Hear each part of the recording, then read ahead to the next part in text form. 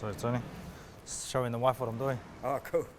Got to keep her involved, you know. You're in Drury, eh? I do. I am living in Drury. Yeah. Yeah, it's a bit of a mission to come out, but it's definitely worth it. I live on some family land out there, so I swore I'd never live in Auckland because the city. I just wasn't. I wanted to make sure that my kids grew up how I grew up, and having that place out Drury is perfect. Like a macadamia farm, we've got horses and sheep and a big veggie garden. So everything that I had up north, but I get to be in the city, close to city kickboxing. Wow, that's yeah. fantastic. Absolutely blessed. Brilliant. It's Blessed. nice around there. It is a beautiful Yeah. place. Actually, Drury's turning into a bit of a city now. Yeah. It's going to be so It's getting nice. built up. Yeah. Around the quarries is crazy. Yeah. Hey, good to talk to you because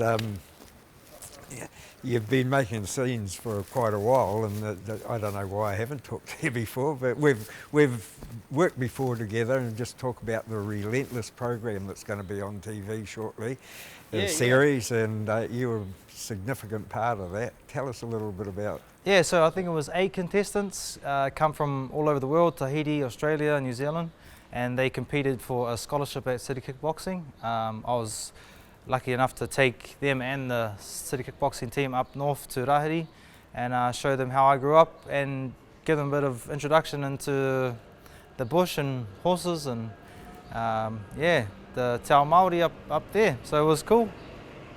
We travelled up there for a weekend and stayed at my old family homestead that I grew up in, camped out in Puketi Forest and went out to Waipapa and trained at a boxing studio that my cousin owns. So it was awesome. I think it comes out this month. It was meant to. I think it's been put back a little bit. It's going to be amazing. So it's on TVNZ and Māori TV, and obviously with you guys behind it at City Kickboxing, obviously going to wait for that good thing to come out. So I can't wait.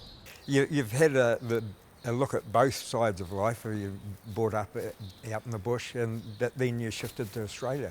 Yeah. So I was pretty much sent over to Aussie when I was 15. I got into a bit of mischief in my younger teen years, and my mum thought it was better for me to venture out and see the world. That way I had a better understanding of where I wanted to go in life. So missioned over there at 15, started playing league, got into Queensland Māoris, Caboolture Snakes league team, tried to venture further than that, and then my coach, he just said to me, I think that you'd be better suited for MMA, because I was really dedicated with my training and stuff, but my overall demeanour was like really aggressive. I was only there for the aggression, and he just said to me, he's like, look man, you come here and these attributes you have will probably be better spent in this area. Sent me to a jiu-jitsu gym, and what's that, 5-10 years later I'm on the horizon of UFC, so exciting times.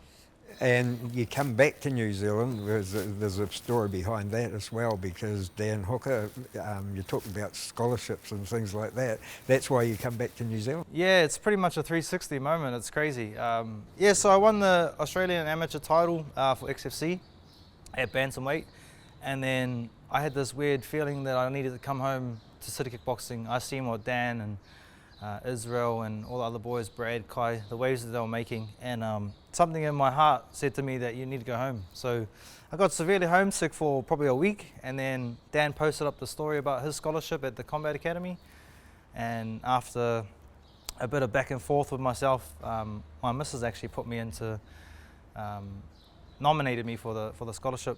I got into the trial. I think there was like 70 people that ended up participating in the trial.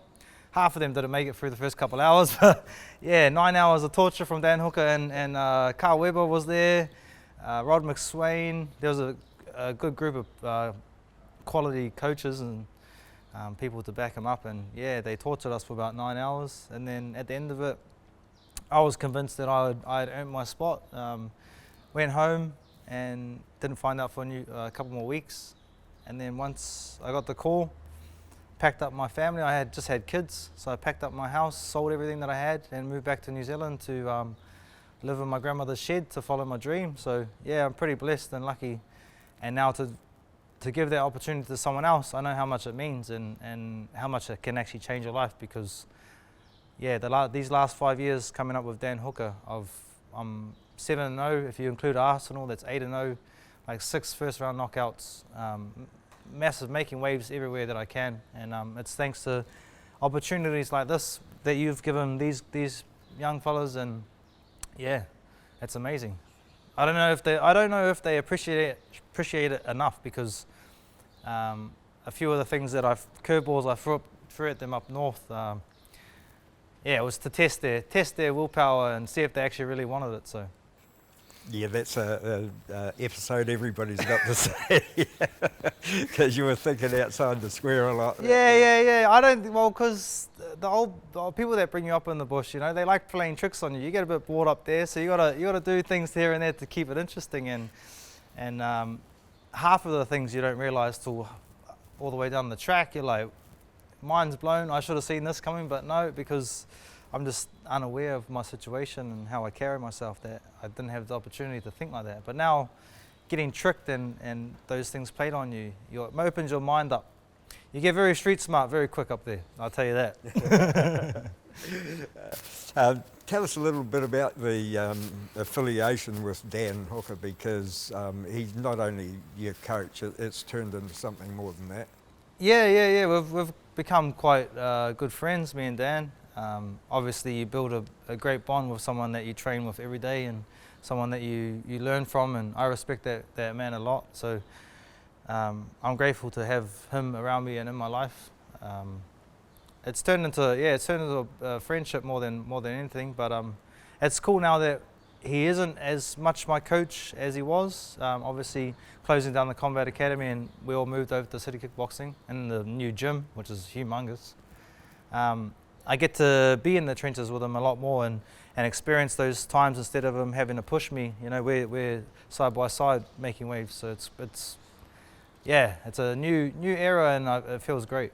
And you, I want to talk about moko, because you shared something special with him. He came up and was with you throughout the procedure. Yeah. So I got a mataora. It's this moko, this tattoo on my face. It carries a lot of significance in my culture, and it represents the two sides of my tribe, the wives of Rahiri, Whakaruru and Aotearoa. And these are my ancestors that come down to make me, and I am the middle line. The part around my mouth is my immediate family and friends, and then I have my nose done because of the mātauranga, the knowledge that I have inhaled, and my lips done because of the reo, the language I speak of my ancestors, my rangatira and tupuna. So we got to venture up north, and Dan and my immediate family come up and supported me through that journey, and yeah, it was a beautiful time up in Ahipara with Aotearoa. She was amazing. She's done an amazing job with this mataora, and yeah, I feel privileged to carry it, because when I hit the world stage, well, you can't miss me, you know. You can't deny where I come from. You'll never be able to say that I am not who I am and I don't come from where I come from, because I walk around with it every day. Yeah. And that's something that the past generations didn't get to experience, because when my dad was young and his parents were around, it wasn't cool to be Māori. It was almost looked down on, frowned upon, second-class citizens. So now we get the opportunity to bring our culture back to the surface and be proud to be Māori, you know, and show the world that we are here and we are not going anywhere. And we're a warrior race, and that's where I get my heart from. Yeah, and you're representing your people every time you step through them. Every single time. Yeah. Like, these are the people that got me to this place, you know, along with Dan. That's why I brought him with me to the thing, because this is not a representation of me. This is a representation of everyone behind me. This is a representation of the people that support me through every dimension, you know. And I'm superiorly grateful to everyone that has, and this is just the way that I can give back to them. And was that something to do with Dan getting his legs done? Yeah, well, it was interesting, because I've been trying to get this mataora for a long time, and then all of a sudden Dan got his shins done, which one side's Celtic and one side is Māori, and then Kai around the same time got his back done, and then obviously I was able to get my mataora done, and it's just become a wave that has followed in the footsteps of obviously the generation before us, where they've built up this this ahua, this energy, this vibe that we can be Māori and we can be proud and carry it with us everywhere. So it's growing and it's becoming stronger and stronger, and I'm grateful to be a part of it. You get a chance to represent your people in New Zealand very shortly in Australia. Yep. Tell us what's So coming up. I'm heading to Brisbane the 23rd, 24th of February to defend my XFC professional title for the third or fourth time, the bantamweight one. I have the XFC bantamweight and featherweight title, but we're going over there to defend that, bring that strap home, and then it seems like I'm going to have another one soon after, but I'll keep my eyes on the one in front of me. So it's going to be a good fight. He did recently beat one of my teammates, Nikura, who's very, very good. So I'm on my toes, working hard and making sure that I bring this home and represent my people in fashion. And talk about the UFC, the dream of every fighter that ever puts the small gloves on. Yep. Far away, have you heard any rumours or anything? Yeah, there's a lot of whispers and chats here and there. I don't take anything too seriously until they give me a contract, but it seems as though they have seen me, heard me, and felt the waves that I'm making throughout the Southern Hemisphere. So yeah, when I crash the shores of the USA, you'll definitely know about it, Tony. Ngā mihi nui mō tō kōrero nui e taku hoa. Tautoko ana. Hey, Thank you, Tony. kia ora. Kia ora. Thanks, Tony. Ka boi.